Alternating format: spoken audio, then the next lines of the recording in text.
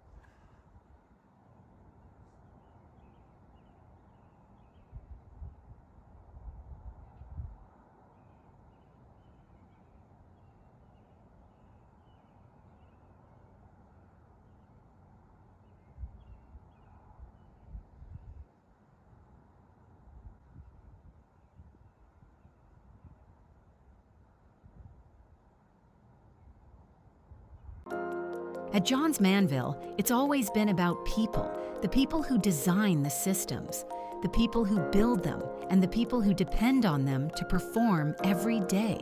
That's why we approach commercial roofing with care, collaboration, and respect for what's at stake. Because every roof protects more than a building. It protects people, livelihoods, and peace of mind. That's the responsibility we stand behind.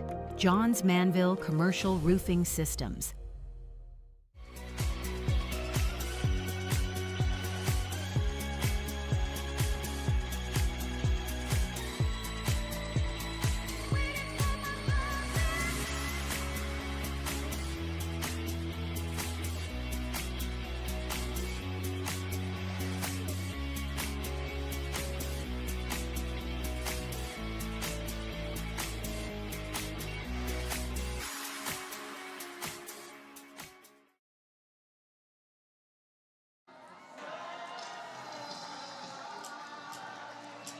Welcome back in here. It is the top of the 5th inning.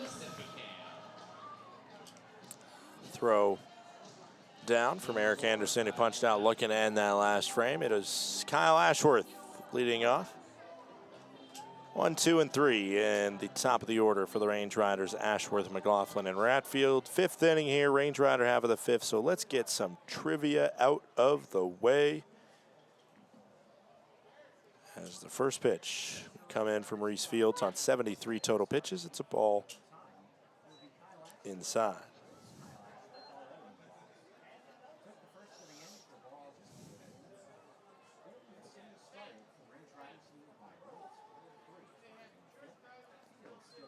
That's a called strike, and the inner cut to the zone. All right. Let's ask you about a pitcher here whose last name's kind of similar to mine. I'm Scott Gladstone. I'm going to ask you about Steve Stone.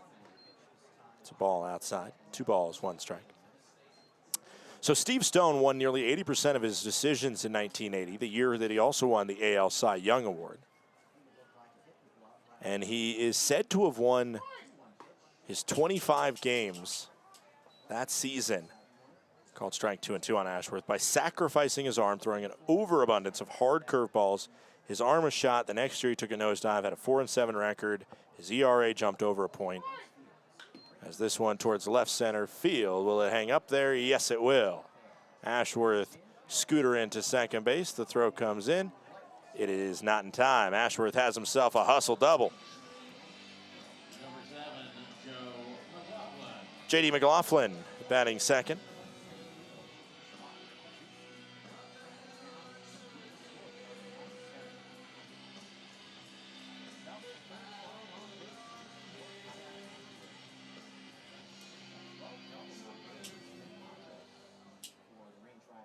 J.D. McLaughlin bats. Center fielder.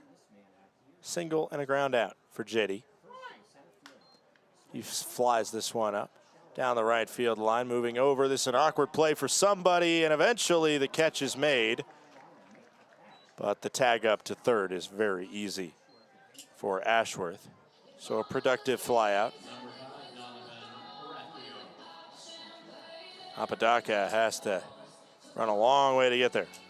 All right, I still got to ask you this question. So through an overabundance of curveballs, Steve Stone, his career kind of took a dive after that. That 1981 season ended up being his last one in the majors. What team did Stone pitch for his final 3 years in the majors, including that Cy Young winning year? Called strike into Donovan Ratfield, who can get a runner home on a sacrifice here, a strikeout and a pop out for the Range Rider catcher.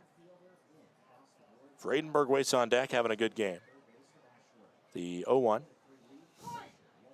Ball low and away. Count goes to 1-1. What team did Steve Stone finish his career with? A 1 ball, 1 strike count.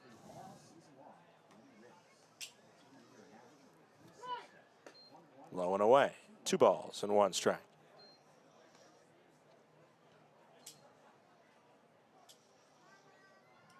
I'm going to ask you another pitcher where he finished his career. But I'll give you a few more times to think about it. If you need a clue, it was in the AL East in which Steve Stone played. The AL East. And he also went on to become a broadcaster. If you maybe know Steve Stone more from his broadcasting days.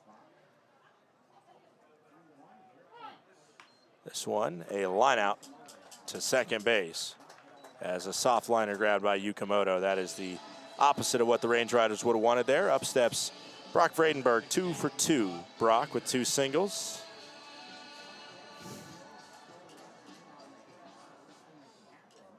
AL East team. Stone is started his career with the Giants, also played for the White Sox, Cubs, and then back to the White Sox. As this one tapped foul. Believe that is where he has been in the booth now since 2005, Steve Stone. The answer is the Baltimore Orioles. That's where he won the AL Cy Young Award, and as there's a swing and a miss by Vredenberg, count goes to 0-2. That is where he ended up finishing his career off. I might not ask you the other one because we got an 0-2 two-out pitch coming in. If the Range Riders get a run scored here, though, I will, because maybe it'll keep some momentum going. As the 0-2 pitch comes into Vredenberg. Swing and a miss. Throw down to first is on target as we head to the bottom of the 5th inning. Range Riders can't do anything with the leadoff double. It is Glacier 4, Missoula 3. Range Riders fans, Glacier Bank Park offers a variety of suites to accommodate groups of all sizes, from small gatherings to parties of up to 65 people. The balcony views and exclusive services create a premium experience for celebrations, reunions, and outings of all kinds. Enjoy the convenience and comfort of your private space, breathtaking Montana scenery, and high-level action on the field, while our dedicated hospitality team creates an unforgettable experience for you and your family, friends, or business associates. Numbness and tingling in the hand can make you lose your grip. Hi, I'm Dr. Nate Fogel. I'm an orthopedic surgeon and hand specialist here at Logan Health. Repetitive actions can lead to a condition called carpal tunnel. Left untreated, these symptoms can interfere with your daily life. Our fellowship-trained hand surgeons offer patient-specific care to help you regain control. Here's to getting a grip on life. Welcome to Magoo & Company, a third-generation family-owned business nestled in the heart of downtown Whitefish. We offer a dazzling array of diamonds, ethically sourced Montana sapphires, and captivating custom designs that capture the essence of Montana's natural beauty. From jewelry design and appraisals to cleaning, repairs, and gemologist consulting, your satisfaction is our priority. Experience the magic of Magoo & Company and discover the perfect piece to celebrate life's special moments. Welcome back, bottom of the 5th inning. Jonah Giblin out for his 2nd inning of work here.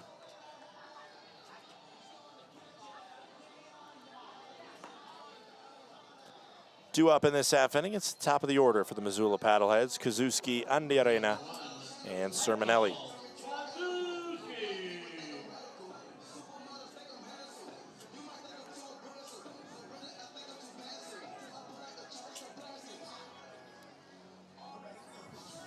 Kazuski, 1 for 1 today, has a double as well.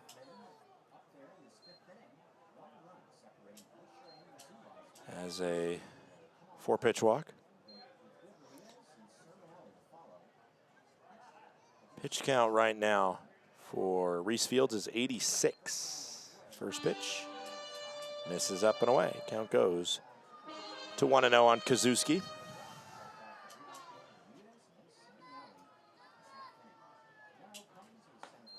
Also misses, 2 balls and no strikes.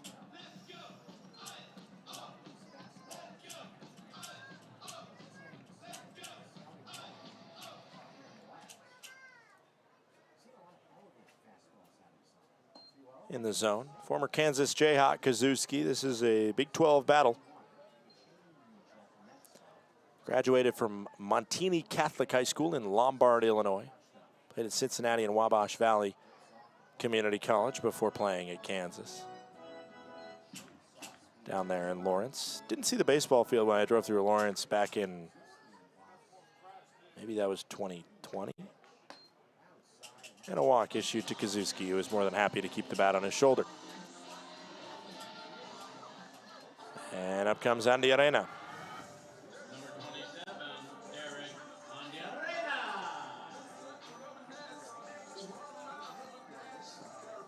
Andy Arena, originally from Añasco, Puerto Rico. JUCO product at Hill College. There's the first pitch, misses there from Giblin.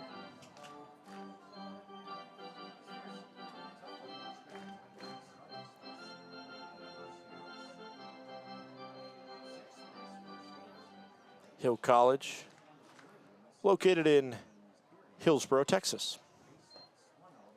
Down low, as right now Giblin having struggles finding the strike zone. A leadoff walk, never good. And now 2-0 to a dangerous bat in Andy Arena.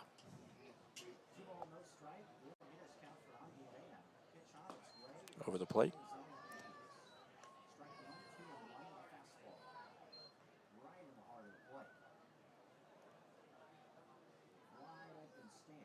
First team All-American this spring, Andy Arena. This one hit, slash the opposite way. Kazuski will hold at second and safe at second. Steele just not there to be able to catch a strong turn of second base by Kazuski. So runners on first and second now after the no-out single. Up comes Sermonelli, 1 for 2 with a single down the left field line. For Andy Arena, this spring with the University of Cumberland's, they went 48-10. Only lost 2 games in conference play. They play in the Mid-South Conference. Counts 0-1 on Sermonelli. The season for Andy Arena came to an end in the NAIA tournament. They lost their opening game, but then went on a kind of heroic run, beating Missouri Baptist, Bryan College, before falling to William Carey University, which is located in Mississippi. Downstairs, it's 2-1 to Sermonelli. Giblin doing himself no favors trying to key back in on the strike zone.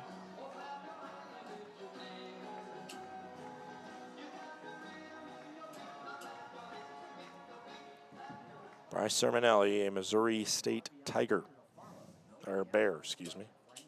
Tigers, Lions, Bears, oh my. This one towards the gap in right center field, falling a couple times and then bobbled by Ashworth. Throw comes in and is cut off. RBI single, and it's a tie game at 4-4. Kazuski across easily, Andy Arena gets to third. 4-4 scoreline. Nick Klemp now standing in.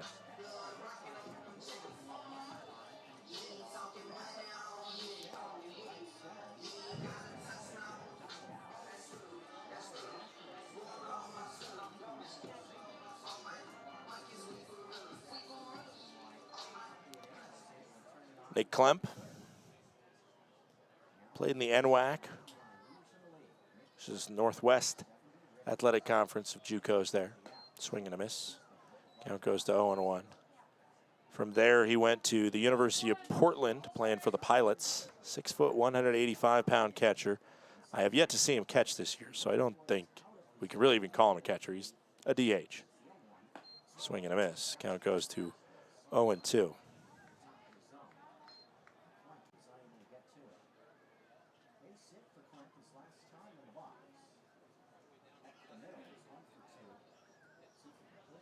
Four years played with the Portland Pilots, as that is called a ball just outside.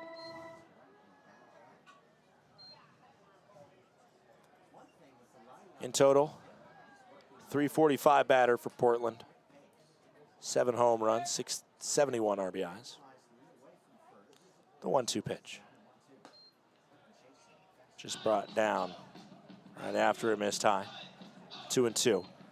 Funny enough, at least as of 2024, Klemp and Andy Atwood, former range rider, they trained together at the same facility in the offseason up near Seattle. 2-2, no out pitch. Hit on the ground. Steele is able to get to it, and there's no throw to make. Infield single and an RBI. It is 5-4.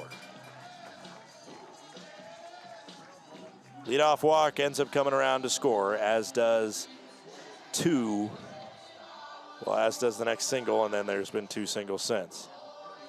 Will Oman will have a conversation with Jonah Giblin after it's ring around the rosy right now. 5-4, Missoula in front. Missoula's first lead of the contest. Let's check around the league and see what's going on around this PBL season. Billings did end up finishing off their win against Great Falls, 9-6, the final score. Billings has a 7-2 lead over Great Falls in game 2, so they look to continue their hot streak. That game was suspended in the 9th inning last night, finished up tonight, and now Billings in clear control of the second game, which I believe is a 9-inning game. Idaho Falls has a 7-2 lead on Ogden. That's good news if you're a Range Rider fan. Boise up 4-3 on Red Pocket. And Long Beach and Oakland 0-0. Yuba and Modesto just about to get underway. First pitch into Enzo Apodaca is called a ball.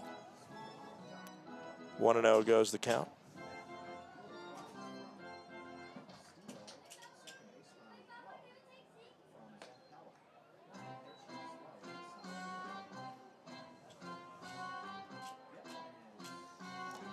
This inning has a chance to really get out of hand quick if there's more hits strung together by Missoula.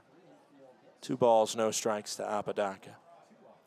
This one hit and through into right center field. RBI single for Apodaca. It's 4 straight singles as this Missoula squad just playing ring around the rosy. On Glacier, Sermonelli scores from second. It is 6-4 as Klemp goes first to third. Already a 3-run bottom of the 5th inning here, and there is nobody out.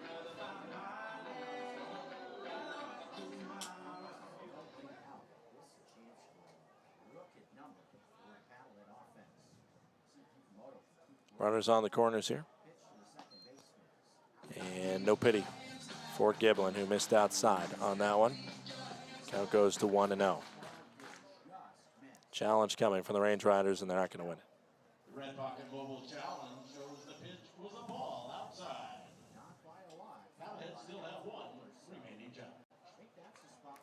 I don't know what the PA announcer was saying there, because I thought the Range Riders challenged.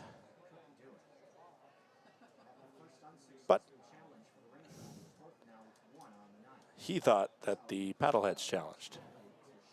It's a sky-high fly down the third base line. Range Riders need to catch this one, and Steele is able to grab it.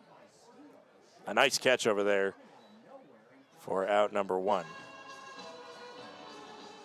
In Missoula, sometimes they're a little bit preoccupied with the song they're about to play next rather than the factual challenge being made. Up steps Pietkiewicz. Batting 7th in the lineup. 1 out. Much needed for the Range Riders. Still a 3-run bottom of the 5th inning. Swing and a miss. Count goes to 0-1.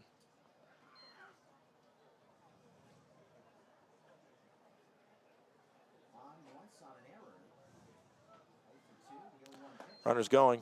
Throwing to second. Didn't get him. Enzo Apodaca with the steal. For Apodaca, that is his 9th of the season. 1 ball, 1 strike, 1 out. Infield's going to come in now. See if they can prevent a run in this 2-run contest. 2 balls, 1 strike, 1 out, bottom of the 5th inning, 6-4. Missoula in front.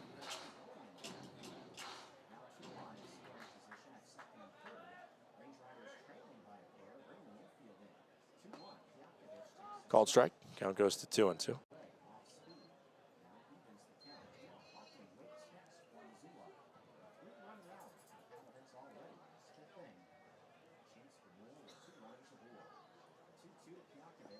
Down low. Warm-up's going on in the pen right now. It's a right-hander warming for the Range Riders. 3-2, 1 out pitch. A ball would load him up for the number 8 batter in Tonkin. Fouled off.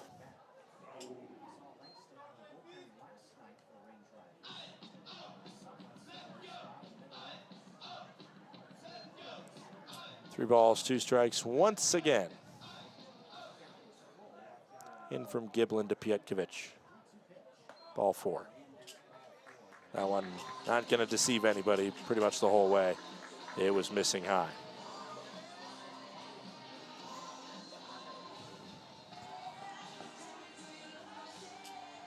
Stu Peterson out of the dugout to make the change.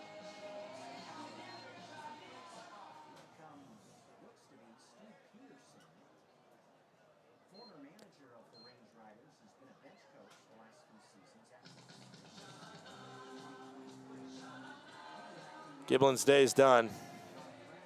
Good first inning for him as Evan Langston will appear for the 2nd straight night. Bases loaded scenario once again for Langston.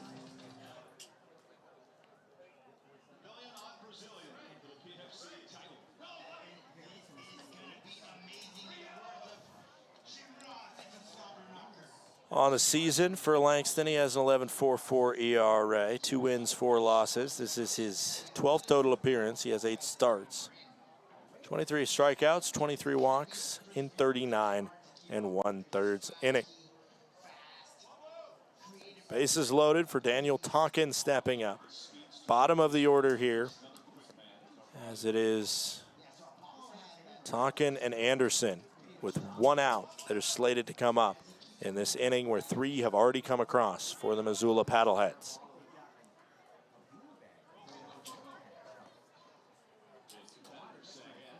One out, bottom of the 5th inning.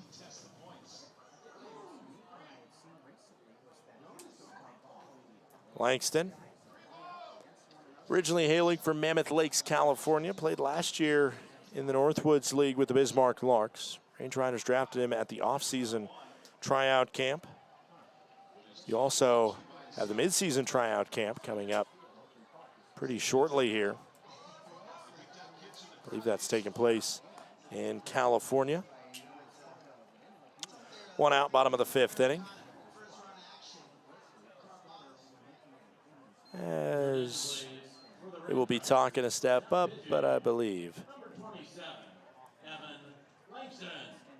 we have a pinch hitter.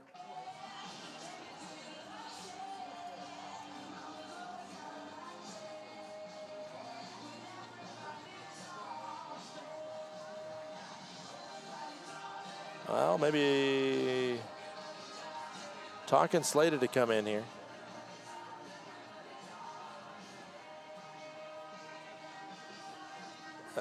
This is a very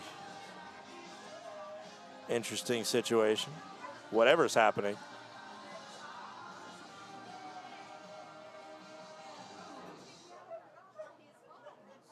I think they might be out of baseballs. Or something's going on over there. Or, oh no, actually, I think the first baseman, Bermudez, is being helped off the field right now.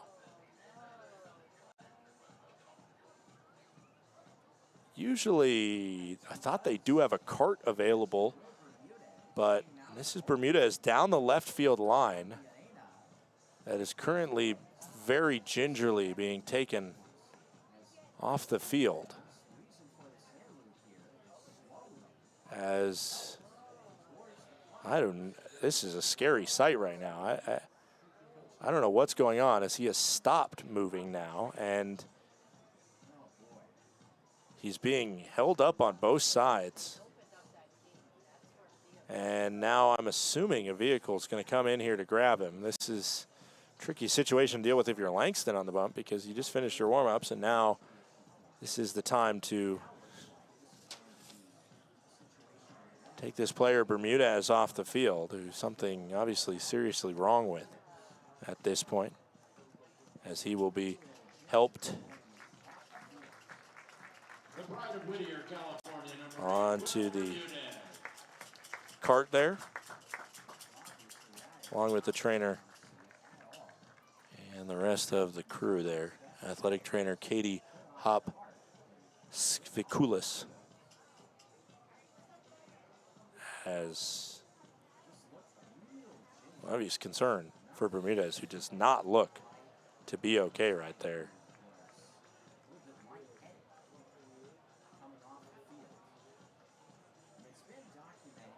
Makes his way off. Kind of certainly a scary sight. I mean, he came out of the game fairly randomly midway through this first part of the contest. And tell you what, if there is one team that has been a magnet for freak injuries and medical emergencies of sort, it has certainly been Missoula. Over the course of their time in this league, as Talkin's about to see the first pitch from Langston fouled off. I mean, they had star player Jason Newman, who ended his career on a swing in Billings. I mean, it was just a regular swing, and he just cranked it too hard and collapsed and had an RBI single, but instead he got thrown out at first because he couldn't make his way to first. And then I remember in the late season of 2024, Colin Runge, former Great Falls Voyager that had made his way to Missoula, he got hit during batting practice with a batted ball at over 100 miles per hour. And as this one's a line shot, everybody goes back to the base. That is exactly what the doctor ordered for the Range Riders, a line out to Zampella. 2 outs, bottom of the 5th inning. Eric Anderson steps up. And Anderson will step in there. But yeah, Colin Runge had to go to the hospital. It was a similar situation where the cart came out to take him off the field, and he ended up being okay. And honestly, a guy that a lot of players, whether it's some of the Range Riders that year that played with him in Great Falls, like Andy Atwood, or his teammates with Missoula, anywhere in between, as there's a challenge coming on that one. Missoula challenged that one, and it did miss high.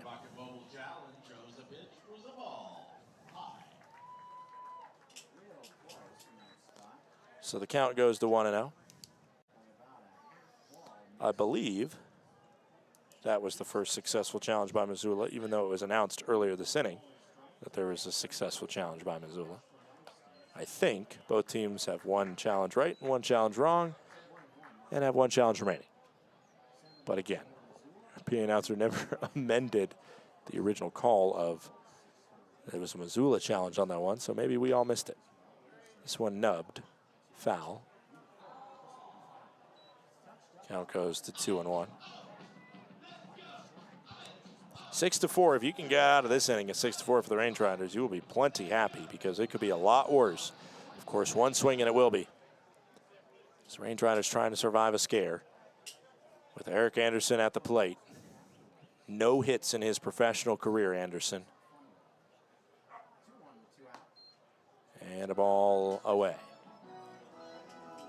3 balls, 1 strike. If you're Langston, you got to pitch to him, especially considering the danger at the top of the lineup behind him. 3 balls, 1 strike, 2 outs. Fouled off. 3-2 now. Runners will get their head start on the pitch. 3 balls, 2 strikes, 2 outs. Bottom of the 5th inning. pitch, fire, and home. Late swing and a foul ball.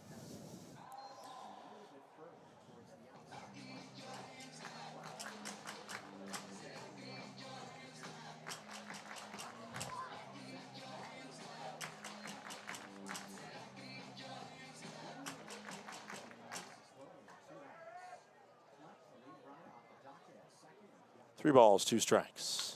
Hit on the ground towards Zampella, fielded and thrown. And Langston, clutch out of the jam to really help out Giblin, who will likely be the first guy out of the dugout to show some appreciation for Langston getting out of the jam. That's exactly what happens, Langston, with a hug there of his relief arm. We head to the 6th inning of play. It is Missoula 6, Range Riders.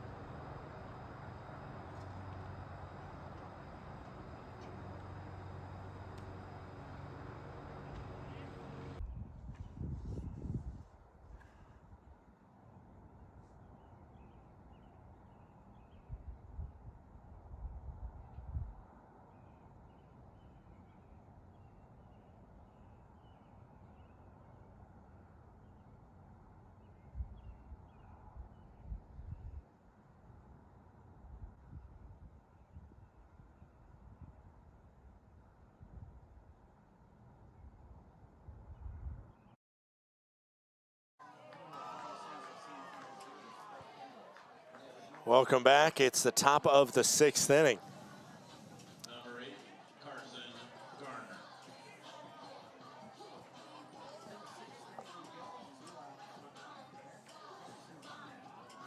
Carson Garner leads off this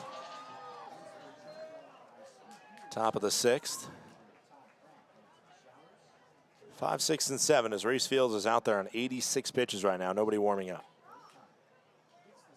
First pitch in the zone, a called strike. 3 runs put in last inning, but a clutch situation to get out of it by Evan Langston, who had bases loaded, 1 out, and then was, you know, to no fault of anybody, put on ice essentially as he finished his warm-ups.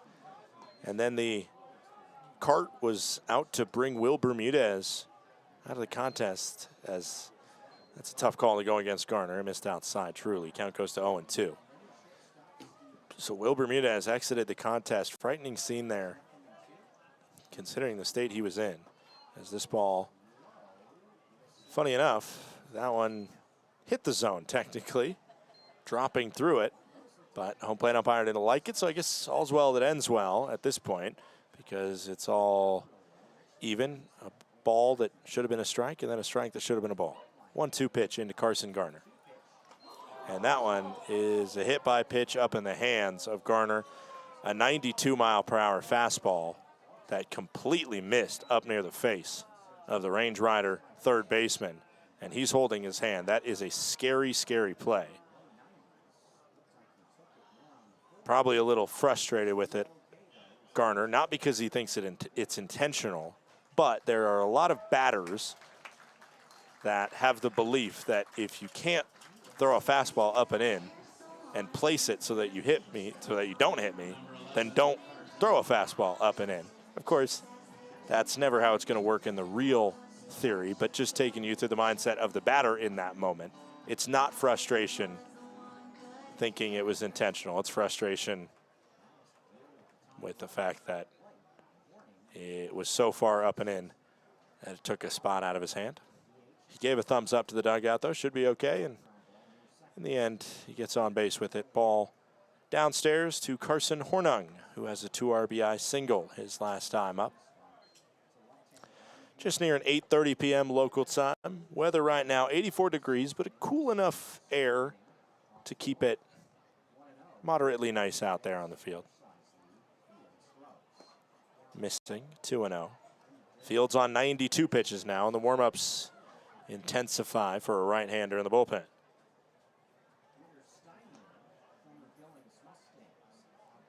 Two balls, no strikes.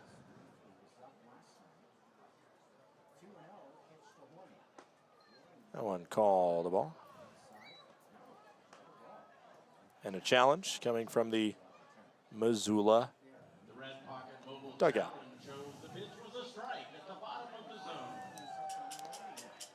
It's a miss by our home plate umpire. That was a pretty clear strike. And on a 2-0 count, really the call should have been made for a strike. 2-1 scoreline, or 2-1 count, excuse me, 6-4 scoreline. 94th pitch by Fields. Swing and a miss. Count goes to 2-2. Of course, as pointed out by by Patrick Kelly, who just chimed in with the text, Nolan Ryan did not adhere to the don't pitch up and in if you can't pitch up and in mindset. That's that one up and in, and almost caught Garner.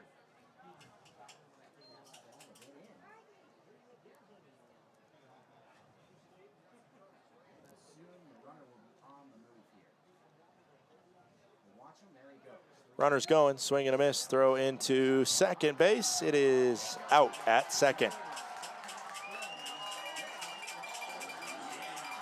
Strike him out, throw him out as Garner thrown out for the second out of the inning.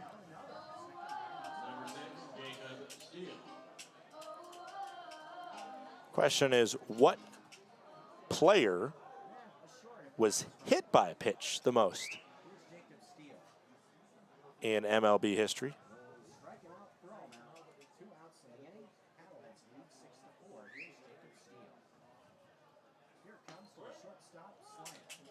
As there's a called strike, count goes to 0-1 on Jacob Steele, 0 for 2. And I will tell you, Nolan Ryan did not hit the most batters either. I kind of just assumed he might be, but that is the different eras of baseball as they hit a lot of guys back in the day. Gus Wayhing. Gus Wayhing, who was born in 1866. He hit the most guys in MLB history. Wayhing also pitched a lot more than anybody else, as that one's low and away. Total hit by pitches for Wayhing over his 14-year career, 277 guys, but he also pitched 4,337 innings. Cy Young even hit more guys than Nolan Ryan. That's called a ball. Count goes to 2-2. Nolan Ryan was 16th overall in terms of hit by pitches.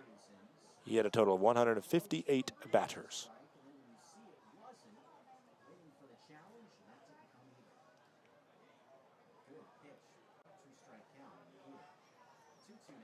That was the most hit batters, I should be very clear about that, by a pitcher. It was Gus Wayhing. The player that was hit by the most pitches was Huey Jennings, who played from 1891 to 1918. Craig Biggio was second, just 2 less than Huey Jennings. Swing and a miss. Reese Fields, 101 pitches and 4 runs against him. We at the bottom of the 6th. It's Missoula 6, Range Riders 4.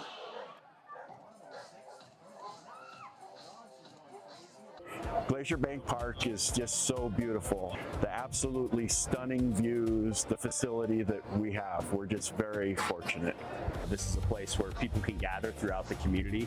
The location of the park itself is centrally located within the valley, and as such, it keeps everybody coming from all the different municipalities throughout the valley, and really it's just a hub for the community to meet. My favorite thing about coming to the ball field is seeing old friends, seeing the beautiful complex, and the staff, how friendly they are. They greet us with friendliness, and the seats are awesome. We also get to connect with folks as far away as Boston that are here on vacation that actually want to come to a ballpark because I talk them into it because that's how special it is. So we come to socialize. We love our group and we just have a really good time. Of course, we like watching the game too. And we like to win.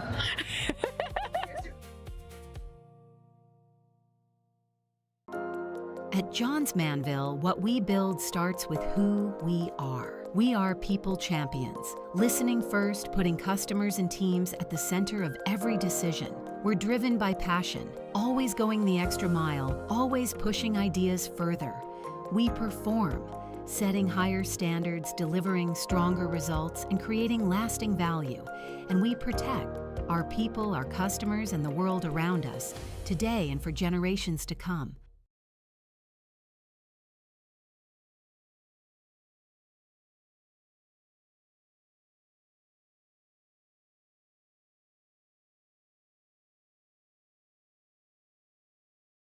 Top of the order due up. Michael Kazuski leads it off. Andy Arena second, Sermonelli third.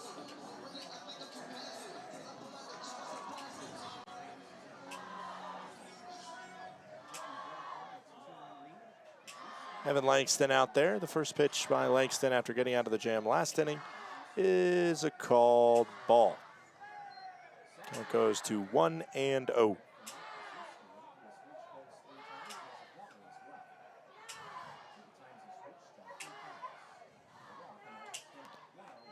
That one called strike. Count goes to 1-1. Just on the outside of the plate.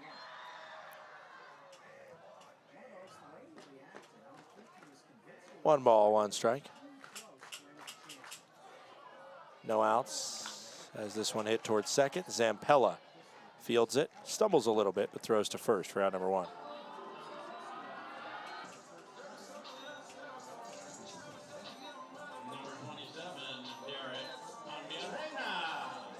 One out, bottom of the sixth inning. Andy Arena steps in.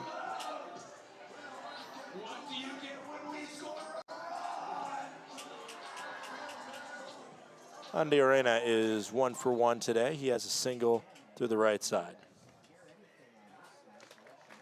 First pitch misses inside on Andy Arena. One ball, no strikes.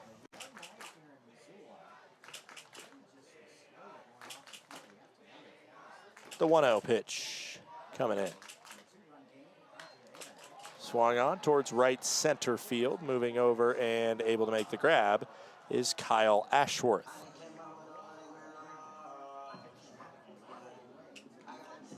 Two outs here, bottom of the sixth. That one came 100 off the bat. 361 feet, but that's the deepest part of this ballpark.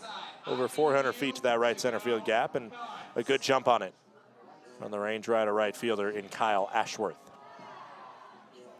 Sermonelli now steps up. Sermonelli is 2 for 3 on the day. 2 singles and a ground out.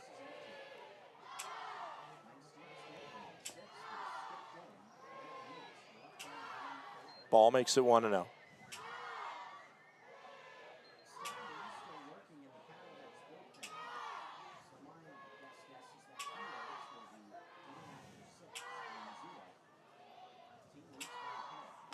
This one hit towards second. And like that, table off to the side in your elementary school cafeteria, this is a nut-free zone. We head to the 7th. It's 6-4. Missoula leads Glacier. When injuries occur, it can feel like your goals are out of reach. I'm Dr. Karen Purser, an orthopedic surgeon and sports medicine specialist at Logan Health. If you injure a joint, muscle, or bone, our orthopedics and sports medicine specialists are here to help. Our highly specialized surgeons, clinicians, and physical therapists offer innovative treatments and the latest minimally invasive procedures to help you recover and return to activity faster and stronger so that you can reach your goal.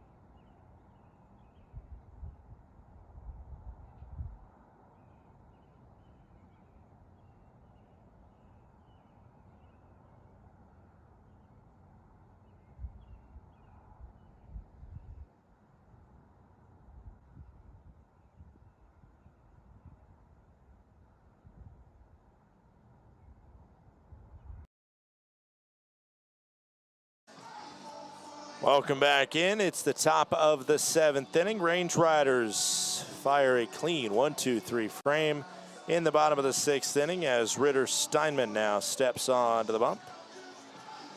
The logic consistently holds. If the Range Riders are leading going into the peanut inning, almost always a run is scored. If the Range Riders are trailing going into the peanut inning, almost always they shut them out. Now, logic is held over the past 2 nights.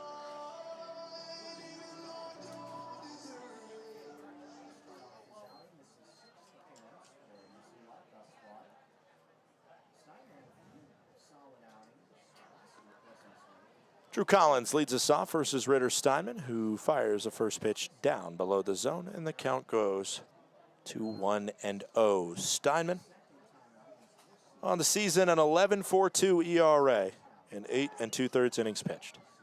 The 1-0. Down below the zone again. Count goes to 2-0. Final line from what I have for Reese Field: 6 innings, 6 hits, 4 runs, 4 earned, 5 strikeouts, 2 walks, and a hit by pitch. 2-0 pitch. On the outside, it is 3-0.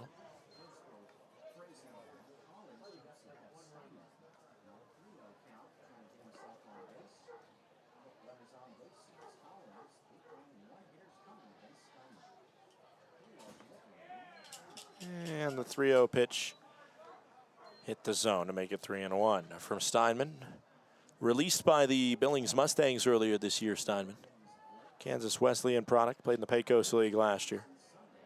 3 balls, 1 strike. One bends into the bottom outside corner, and it is 3-2. Steinman versus Collins. Collins 0 for 2. 2 ground outs that he rolled over to the right side of the infield. And that one, I think, hit him. Our home plate umpire didn't signal that it hit him. He just signaled ball 4. It would have been ball 4 either way. It would have been a free pass to first either way, I should say.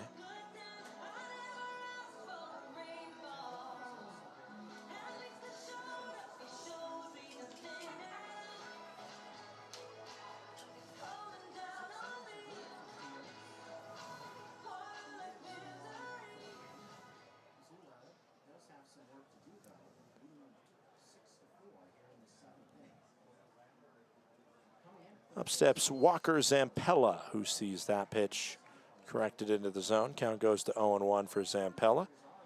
It, of course, is the Range Rider half of the 7th inning. The new pitcher coming in. Great time as Collins is running. Throw into second base, gets into center field. Collins will scamper to 3rd base safely. Second error of the day, as the pitch coming in was called a strike. A stolen base and an E2 on the catcher.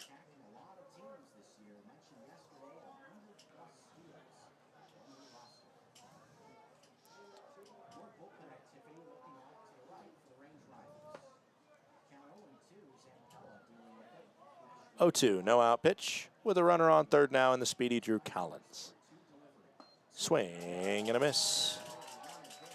Zampella struck out on 3 pitches. Up steps Kyle Ashworth, the guy you want up in this scenario. 2 walks and a double.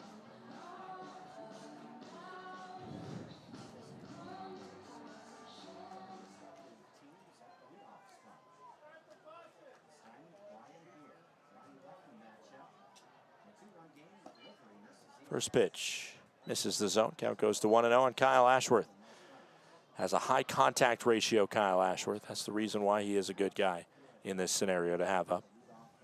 You would hope that he would be able to score the runner from 3rd and be able to make this a 1-run contest. Ball downstairs. Count goes to 2-0. Honestly, I would very much flirt with pitching around him just because of his ability to make contact. Don't want to necessarily walk him, but might be the better call than allowing him a chance to swing the bat at it, because he does not swing and miss very often.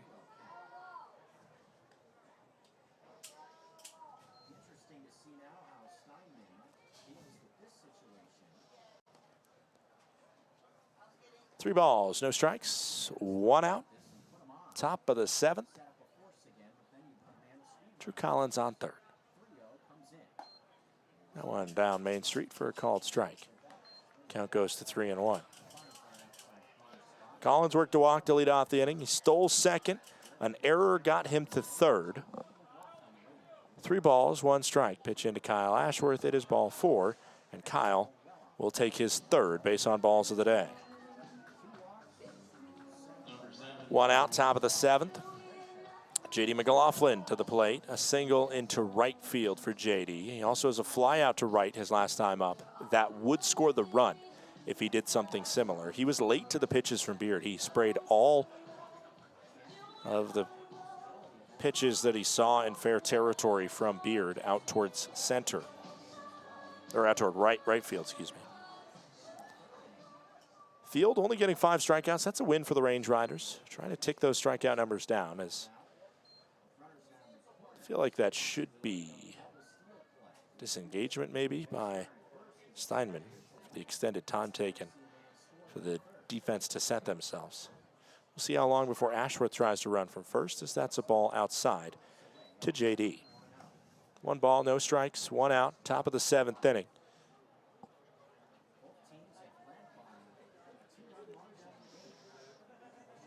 Pitch coming home. Of course, let's get to the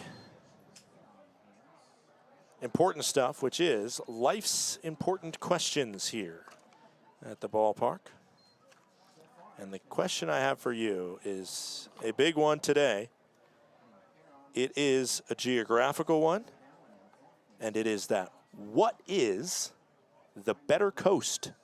As there's a ball outside.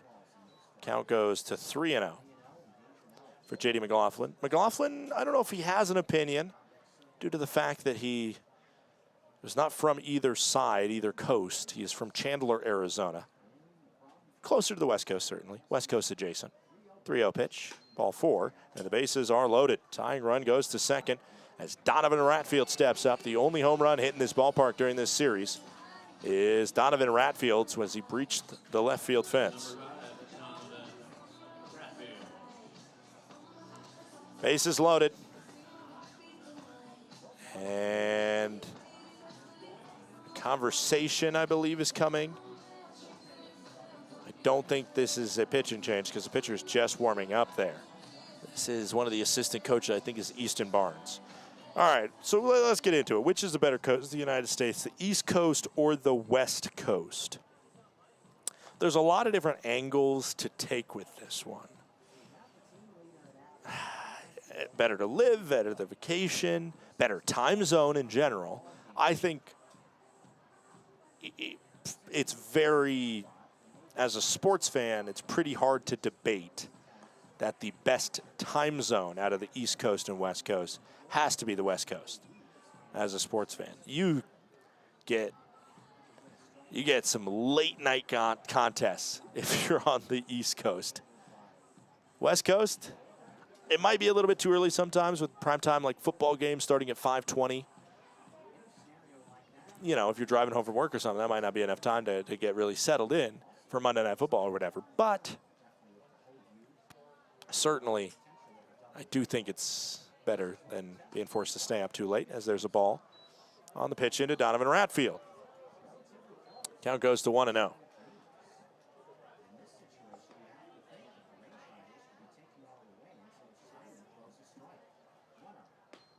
There's a called strike. But the question isn't specifically East Coast or West Coast time zones. It's just straight up.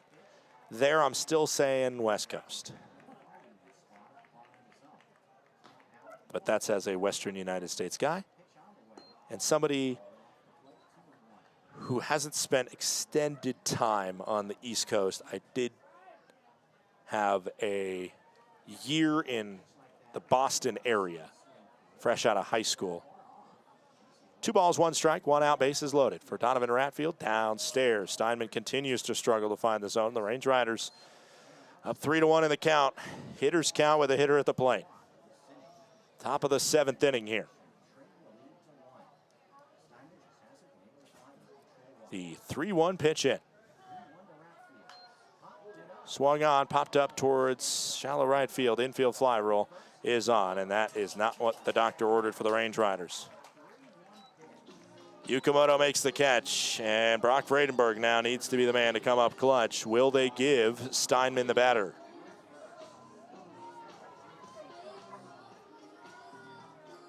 PK's chimed in, and he said specifically the Alaskan coast, which would be included in the West Coast.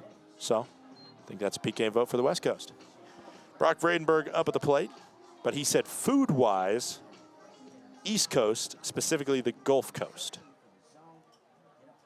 But has he had the burritos in Southern California? He certainly has. First pitch into Brock Vredenberg's a called strike. There's 2 outs, top of the 7th inning, 6-4. Missoula has the lead over Glacier. The Range Riders put a runner on third with 1 out and are in danger of scoring nobody from this bases loaded 1-out scenario. Swung on, and it is grabbed by Yukamoto. The throw to first is out number 3. An outstanding play made by Yukamoto as the ball, like a magnet, zips to his glove at 102 miles per hour. We head to the 7th inning stretch. It's 6-4 Missoula.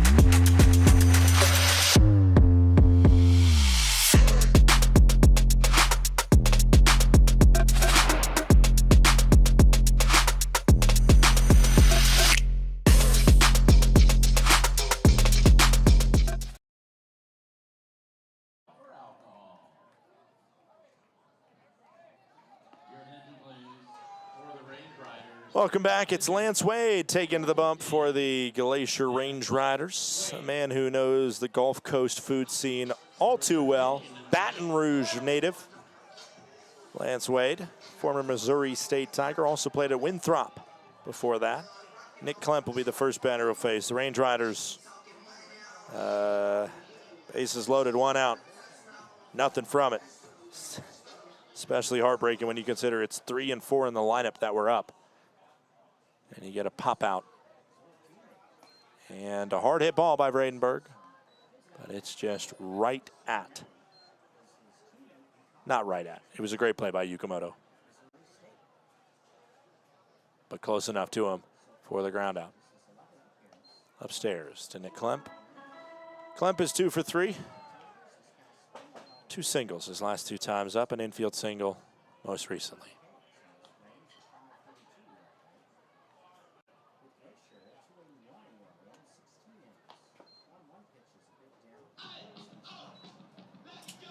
Ball count goes to 2-1. Lance Wade on the season, 2.81 ERA. This is his 11th appearance, 14 strikeouts to 9 walks. The next question, logically, is what coastal town is the most elite? Coastal city and coastal town are a different question.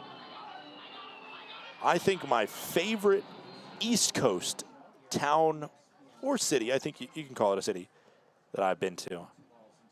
And I'm talking one that it has to be right on the water. I think it's Charleston, South Carolina. This one lifted sky high. Vredenberg backing up, and he makes the grab.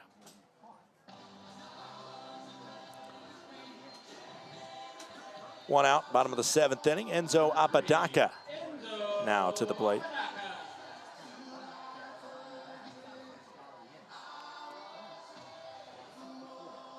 Apodaca with nobody on here, bottom of the 7th inning.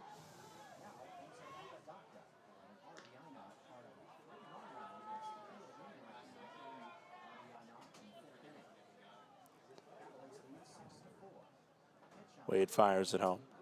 I think that's my #1 East Coast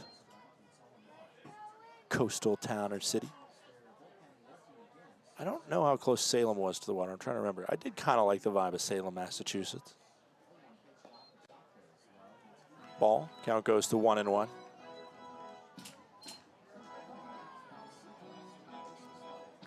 Told the story before, both on and off the air, to plenty of people about broadcasting in the New England Collegiate Baseball League and broadcasting a couple games on Martha's Vineyard, as this one lined and not grabbed cleanly by Zampella. Probably a hit. 102 off the bat, and it will be scored as a hit.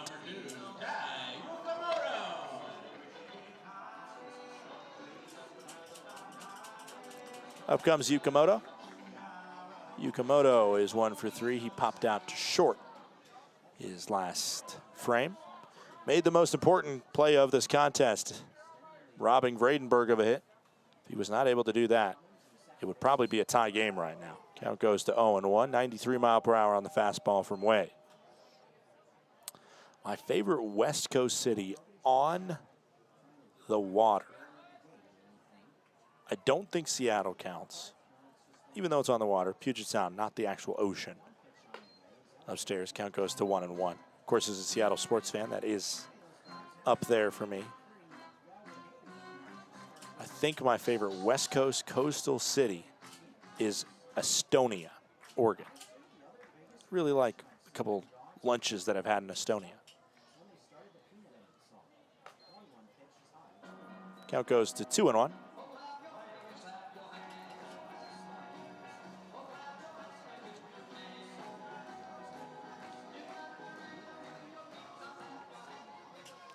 Yukamoto versus Wade. Again, Wade, Baton Rouge, state capital, city of Louisiana.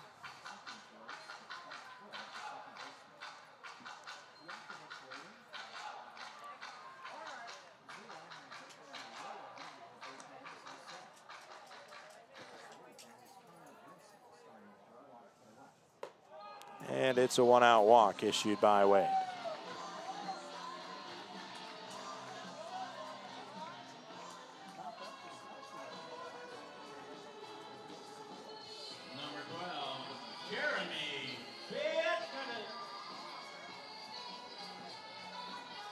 I might have said it, Estonia. I meant Astoria. Yes, Astoria. To be clear, with the big old bridge. PK is asking for clarification.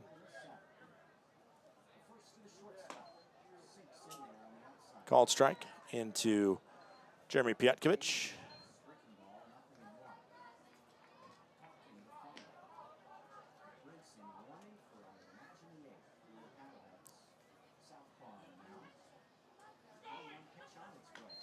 Foul scraper off the lower body of Piatkovich. Count goes to 0-2 on Piatkovich, who is 0 for 2 tonight. He reached on an error. He also flied out and walked.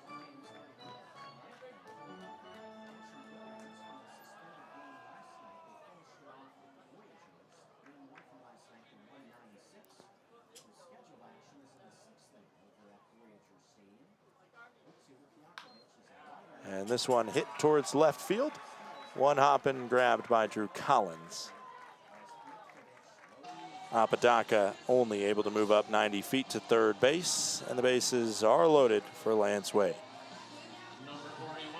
Up comes Daniel Tonkin. He had the bases loaded, 1 out, similar situation, and lined out to second. Last time this was the case. That was Langston's first batter. His first batter that he faced. The first pitch upstairs from Lance Wade. Final line for Langston, who fired a scoreless peanut inning, 1 2/3 frames, no hits, no runs, no strikeouts, no walks. As clean as you like it, got out of the jam. Missoula's left 6 on base today.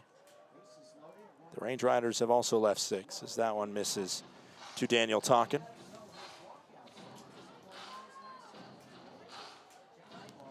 Two balls, no strikes, 1 out.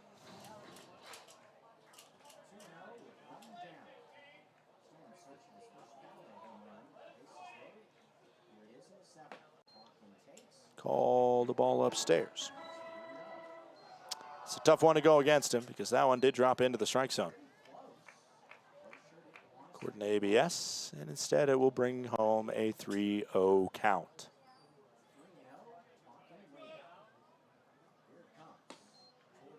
That one hits the inside corner, called strike, and it's 3-1.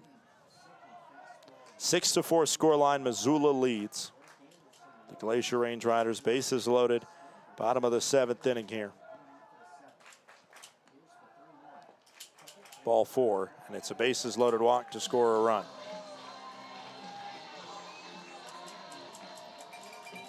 Range Riders giving up 17 runs in the 2 games played against Missoula, and it feels like about half of them have come home on either errors or bases loaded walks / hit by pitches. Eric Anderson, who does not have a hit in his professional career, steps up for the 2nd straight time with the bases loaded.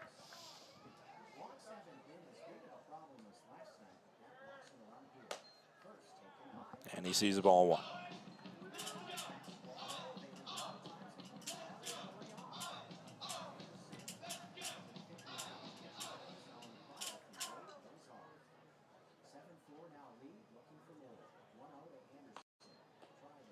Outside, 2-0.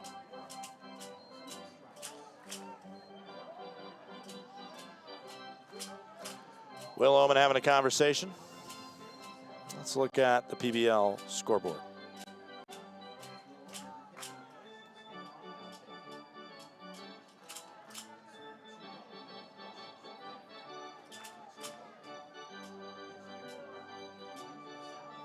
Bottom of the 6th inning in Great Falls, Montana. It's Billings 9, Great Falls 4. Idaho Falls has an 8-6 lead on the Ogden Raptors in the bottom of the 9th down in Utah. Let's see how close that one is to finishing off. As Tyler Stone just hit a home run. Former Paddlehead Tyler Stone hit a home run to lead off the bottom of the 9th inning down there.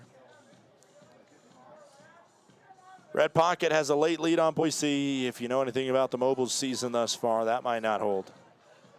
The Ballers in the Long Beach Coast is 2-2 in the bottom of the 5th, and it's also 2-2 in Modesto, California, between the Freebirds and the Roadsters. Conversation over. A 2-0, 1-out pitch. Drops into the zone. Count goes to 2-1. Range Riders just 3 total games played in Missoula this year. This is the final 2 games played against the Paddleheads. Final 3 games in total as this one gets by, but close enough to Ratfield. But still, it's ball 3 and 1 more ball away from walking another batter home. 2 walks this inning issued by Lance Wade.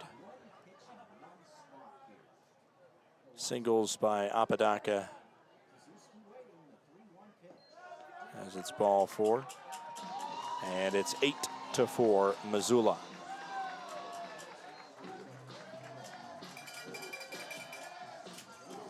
Warm-ups going on in the pen, and that's the day for Lance Wade, who cannot find the strike zone. Another Glacier Range Rider arm to get infected by the base on ball disease. We're going to take a quick break as a new pitcher comes into the contest. It is Range Riders 4, Missoula 8.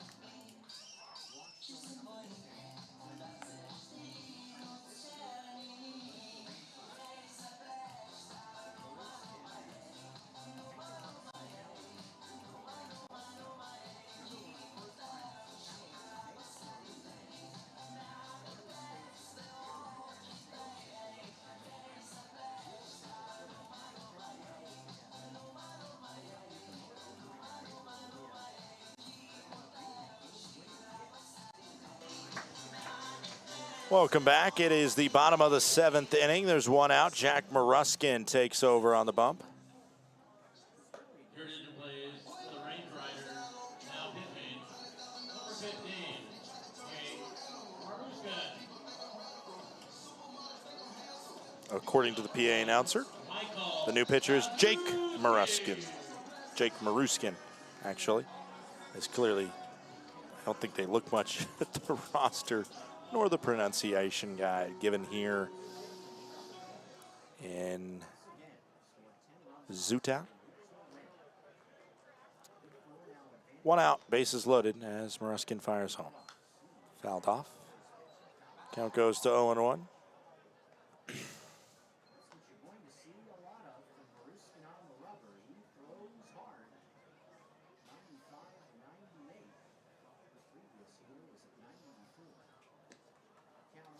Oh, one out. Upstairs. Maruskin on the season has himself an 8.0 ERA. 7 saves, which is near the top of the leaderboard, but his last couple outings have been pretty clunky. The 1-1.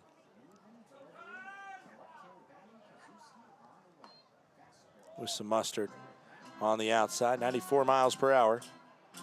And according to home plate umpire, who is not willing to see that zone where it's at, it's called a ball despite hitting the strike zone. In an inning where walks have been issued already. Not what you want to see. 2-1, 1 out pitch. That one also seen as a ball. Counts 3-1 when the last 3 pitches have all been in the zone. Kazuski at the plate. 3-1 pitch with the bases loaded. This one a line shot. Hit to Jacob Steele. And he fields it cleanly. And DiArena now steps up.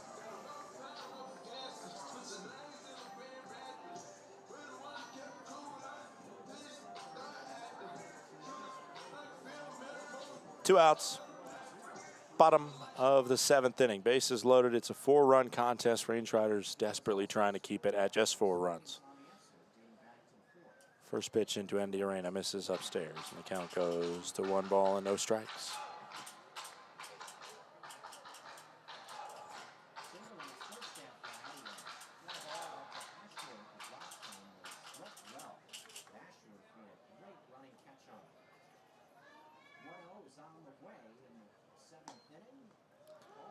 And that one called a strike, despite not hitting the zone. It's starting to feel like a coin flip on the borderline calls. The 1-1, 2 out pitch, bottom of the 7th. Below the zone at 96. 2 outs, bottom of the 7th, 2-1 scoreline. Or 2-1 count, 8-4 on the scoreboard.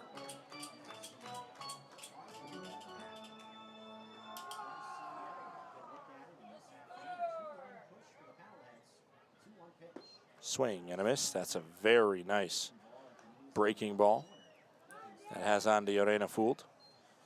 Andy Arena entering for the injured Will Bermudez earlier in this contest, who was taken off via the cart midway through in the bottom of the 5th inning after exiting, I believe, after the bottom of the 3rd inning.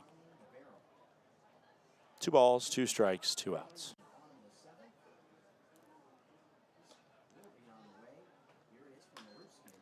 Hit on the ground towards 3rd. Need a good play, and they're not going to get it. Infield single. As it just went to no man's land down the 3rd base line, and the grass bogged that one up. Petkovic scores. It's 9-4. Sermonelli now steps to the plate.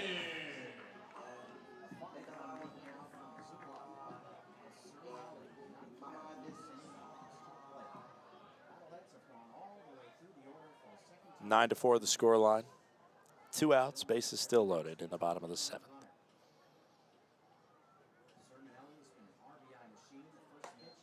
First pitch high, and it is 1-0.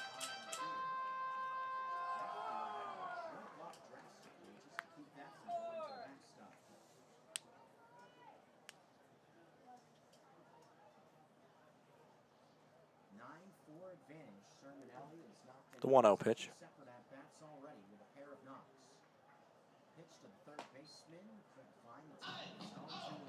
Ball 2.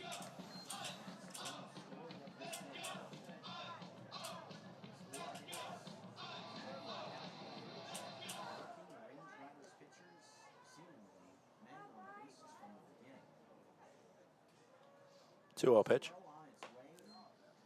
Called a strike. It is 2-1.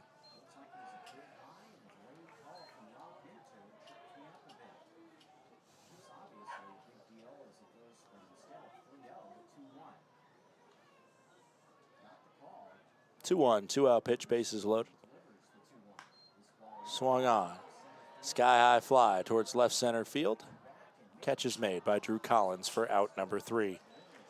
Range Riders issue some free passes. There's also some hits made, but it is 3 runs on just 3 hits, 40 total pitches fired by the Range Riders that inning. Carson Garner leads us off in the top of the 8th.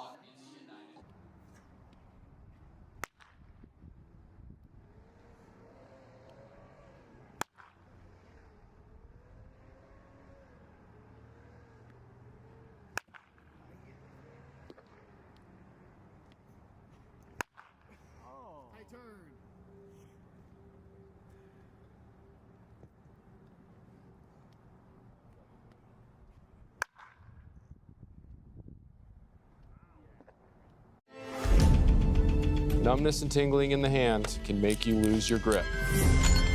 Hi, I'm Dr. Nate Fogel. I'm an orthopedic surgeon and hand specialist here at Logan Health.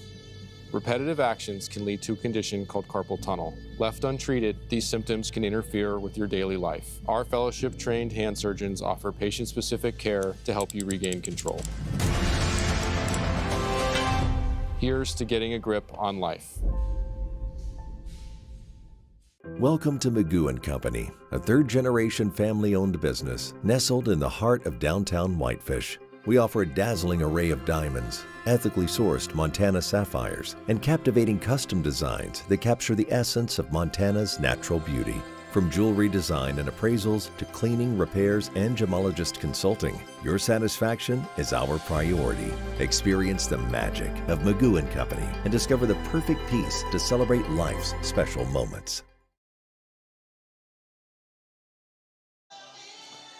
New pitcher on the bump for the Missoula Paddleheads is Connor Brinson, another North Greenville product, a rookie stepping on to the mound, an 11.57 ERA, his 9th appearance coming in.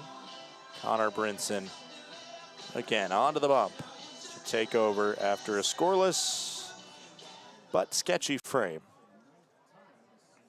from Ritter Steinman. First pitch, we see an expanded strike zone for Carson Garner. Count goes to 0-1. That one ABS had low. The 0-1 pitch.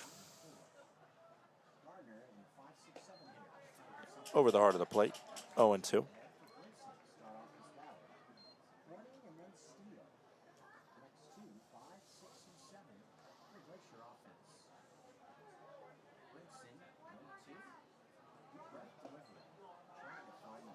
That one in the exact same spot. I'm telling you, the exact same spot as the opening pitch that was called a ball. And our home plate umpire not consistent with himself on that one. If it's a strike, it's a strike in his eyes, but not all the time. 1-2. Fouled off by Garner. Carson Garner today is 1 for 2. Double hit by pitch. And a ground into a fielder's choice. 1 ball, 2 strikes.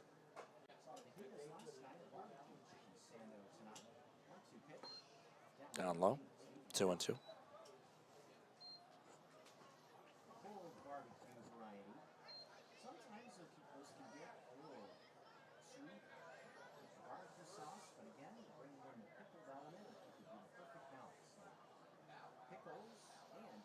The 2-2, no out pitch.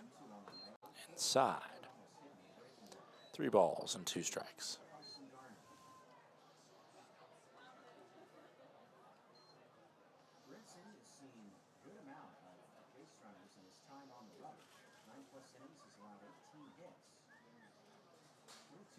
This one ripped up the middle and beyond the dive of Jeremy Pietkovich. 104 off the bat of the Range Rider third baseman Carson Garner.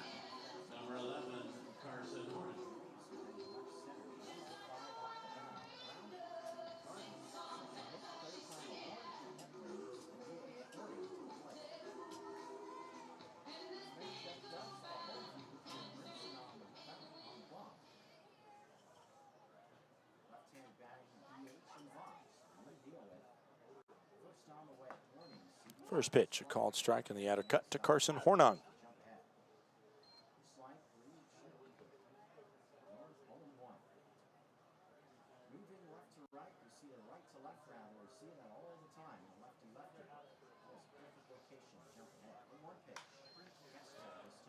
This one hit foul.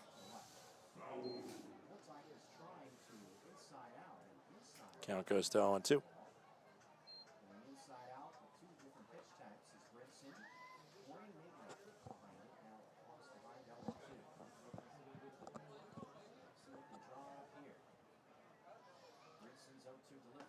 Outside. 1 ball, 2 strikes, nobody out. Runner on first, top of the 8th inning, 9-4. Missoula in front.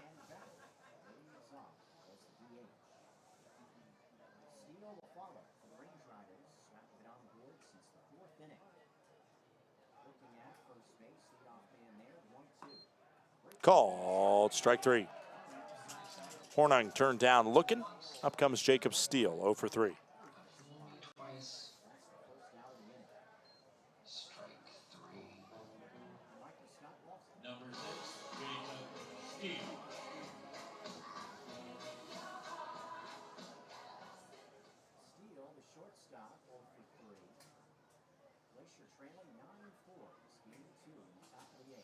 One out, runner on first. The first pitch hits the zone to Steele. Brinson, he has 8 walks in his 9 1/3 innings, just 5 strikeouts, got a 6-1 there. Opposing batters also hitting .474 against him. He has 2 hit by pitches as well. So right now, just throwing it over the plate against the Range Riders, and it's working to the tune of getting in front of Steele before he just evened it up at 1-1.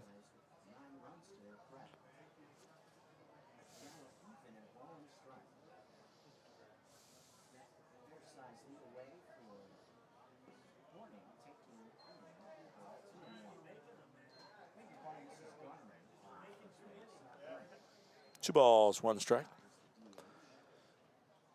1 out.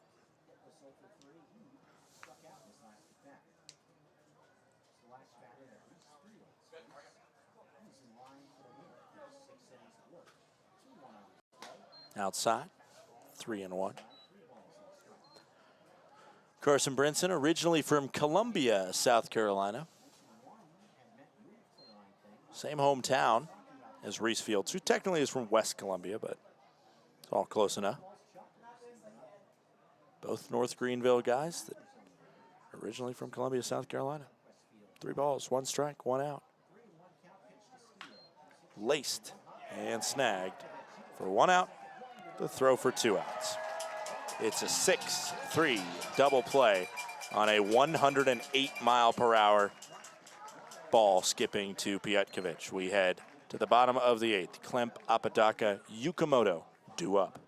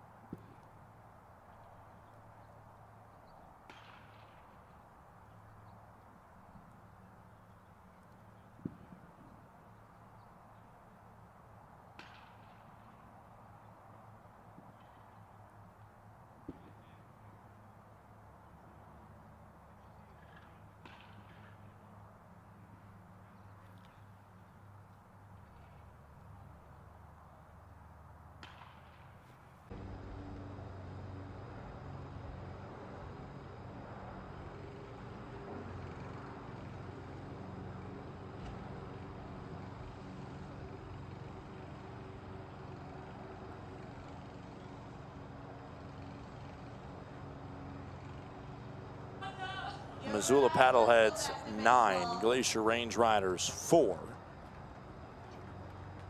As Jack Moruskin will come out for the bottom of the 8th here. Range Riders down by 5. It's 3, 4, and 4, 5, and 6 due up. Klemp, Apodaca, and Yukamoto.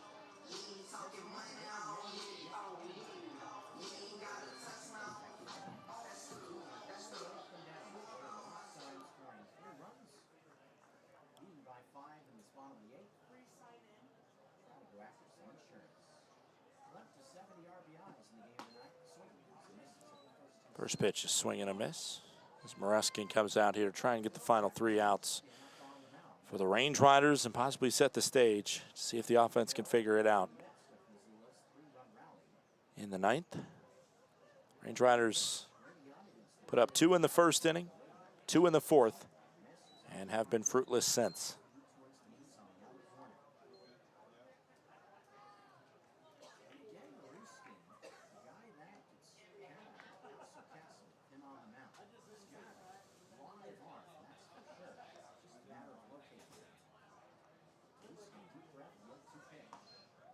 Ball inside.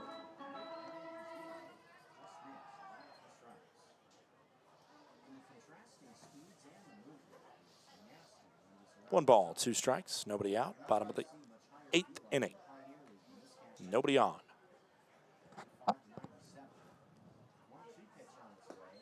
Down low. 2 balls, 2 strikes.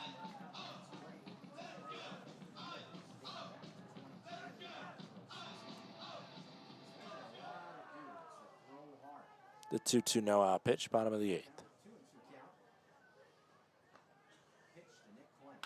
Hit on the ground towards second. Zampella on a couple hops. Fields and throws for out number 1.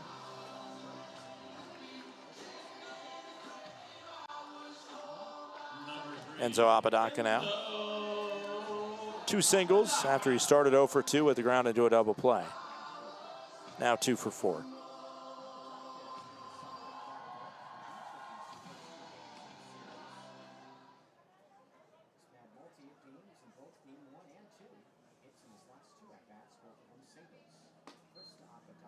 Called strike.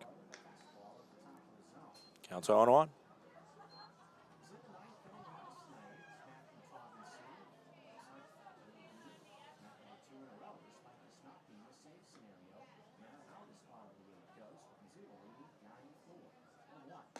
Up and in.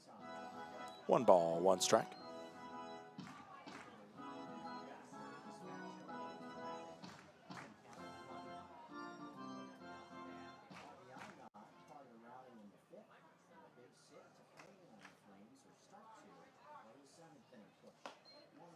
Fifth one's in the zone. A challenge coming on a ball that did miss high.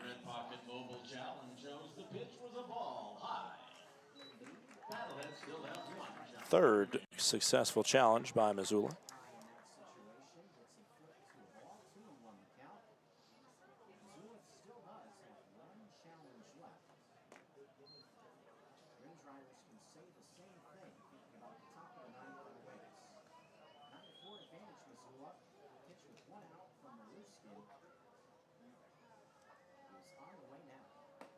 And that one is a called strike.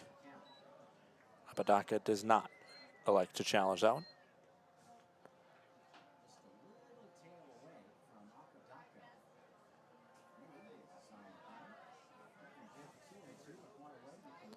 The 2-2, 1 out pitch, bottom of the 8th inning. Base is empty for Apodaca. Outside. 3-2.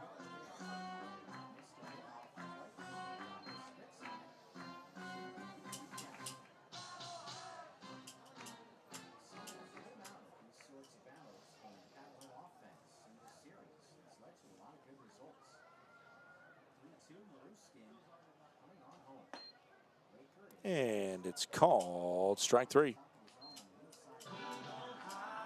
2 outs now, bottom of the 8th inning.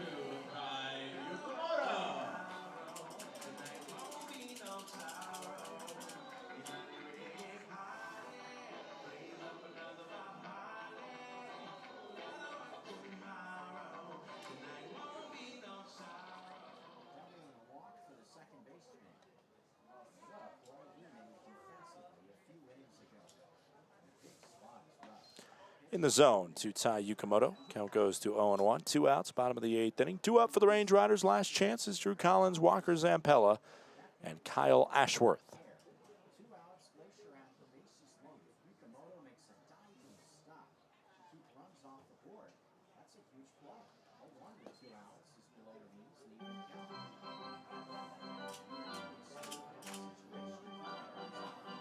One ball, one strike.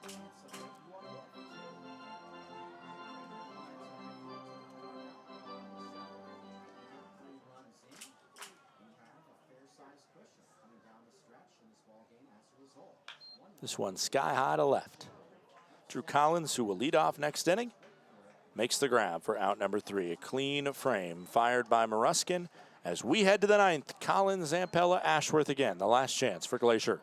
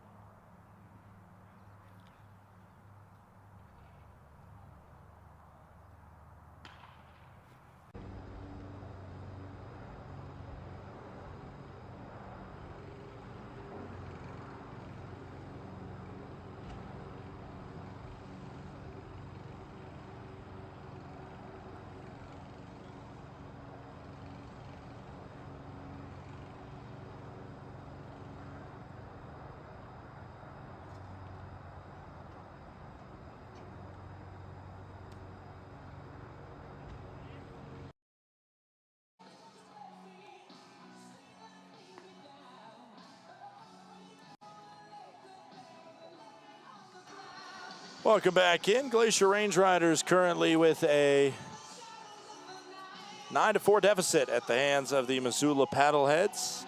Matthew Taubensee will come out on the bump. He is the closer. He came in last night, but apparently in a 5-run game elected to come out again here and shut down these Range Riders, as we will have a pinch hitter.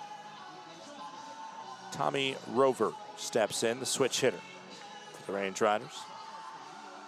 Your attention, please, for the Range Riders, batting for Collins, number 1, Tommy Rover. Rover will bat from the right side against Taubensee. Taubensee, son of an MLB player.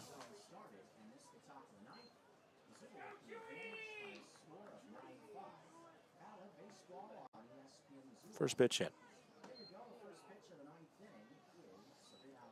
Count goes to 1-0.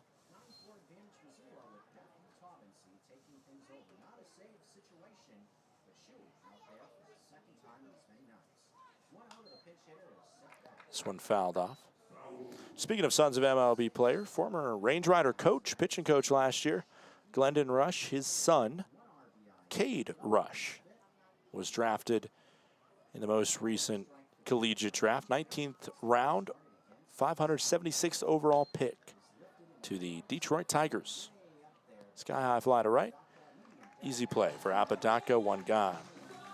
Congrats to Cade and the Rush family. Picked out of Bellarmine, which is a D1 school out there in Kentucky. Louisville to be specific. Also played at Indiana Southeast with his dad Glendon, as well as this man, Logan Beard. What a apt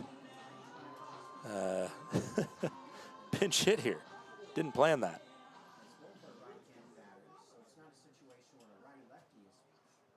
First pitch to Logan Beard, misses upstairs, and the count goes to 1-0. Tobin C, another North Greenville kid on this roster. 3 pitchers went to college in North Greenville. He's originally from Orlando, Florida. Played last year for Missoula. On the season, Tobin C has a 6.41 ERA, 0-1 record. This is his 20th appearance. Now trying to keep a hold of this 5-run lead.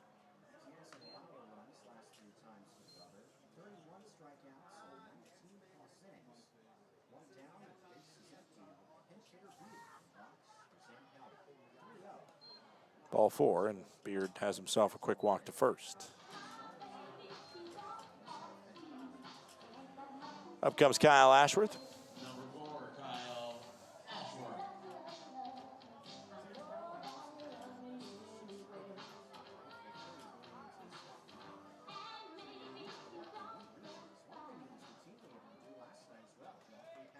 First pitch into Ash. This is inside. Count goes 1-0. That's a tough call to go against him because it was not framed well by Anderson behind the plate, but that entire ball was in the strike zone. I thought it was closer. I think he just missed his spot. That's what threw off our home plate umpire. That one definitely missed. It's 2-0. Much less clouds in the sky tonight as there was yesterday. Kind of a rainy day that made way to a stable game weather-wise, but always flirting with a possibility of some rain. It's 7 straight balls now thrown by Tobin C.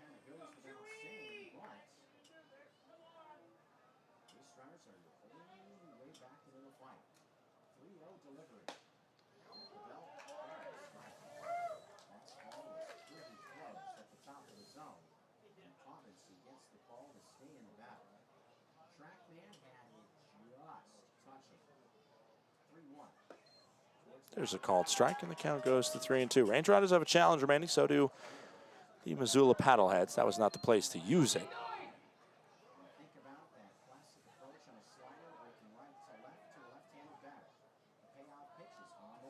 3-2 is ball 4. Challenge coming, and it will be a strikeout. The Red Pocket Mobile Challenge shows the pitch was a strike. The 4th successful challenge by Missoula.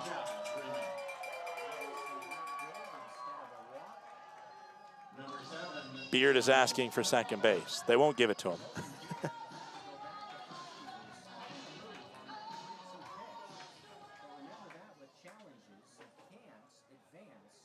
2 outs now as the Range Riders down to their last out. J.D. McLaughlin stands in the way. First pitch, call the ball. Despite another really good pitch that, if it was a robo-ump, hit the zone. Count goes to 1-0. Anderson's not doing his pitcher any favors trying to frame these pitches. That one had no chance. Did he go? No. Count goes to 2-0.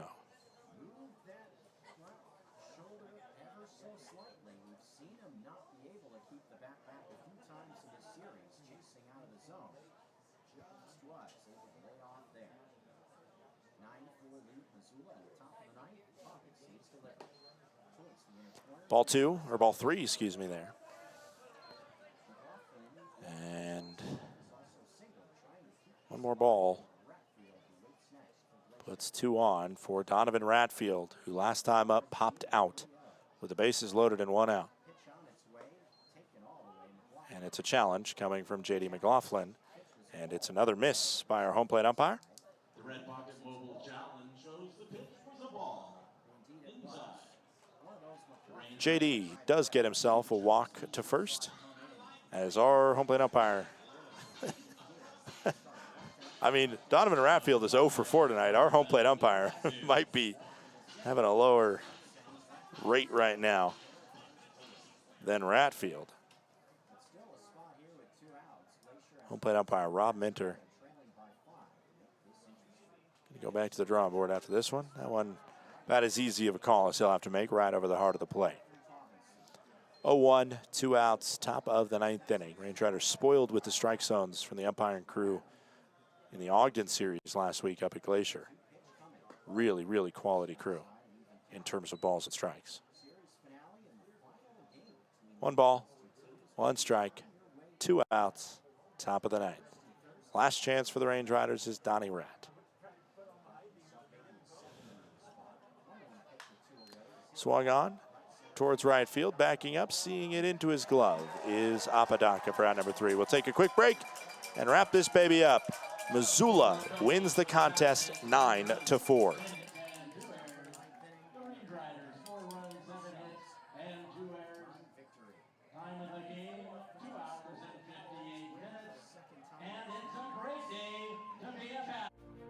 Thinking about where to host your next office event? Book the indoor event space at Glacier Bank Park. With a capacity up to 145 people, our indoor event space is a flexible, year-round venue ideal for accommodating receptions, conferences, and holiday parties.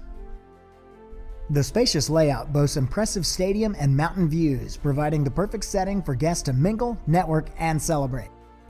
Book your office party today at glacierbankpark.com. When injuries occur, it can feel like your goals are out of reach. I'm Dr. Karen Purser, an orthopedic surgeon and sports medicine specialist at Logan Health.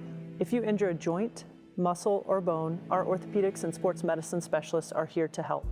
Our highly specialized surgeons, clinicians, and physical therapists offer innovative treatments and the latest minimally invasive procedures to help you recover and return to activity faster and stronger so that you can reach your goal. Welcome to Magoo & Company, a third-generation family-owned business nestled in the heart of downtown Whitefish. We offer a dazzling array of diamonds, ethically sourced Montana sapphires, and captivating custom designs that capture the essence of Montana's natural beauty. From jewelry design and appraisals to cleaning, repairs, and gemologist consulting, your satisfaction is our priority. Experience the magic of Magoo & Company and discover the perfect piece to celebrate life's special moments.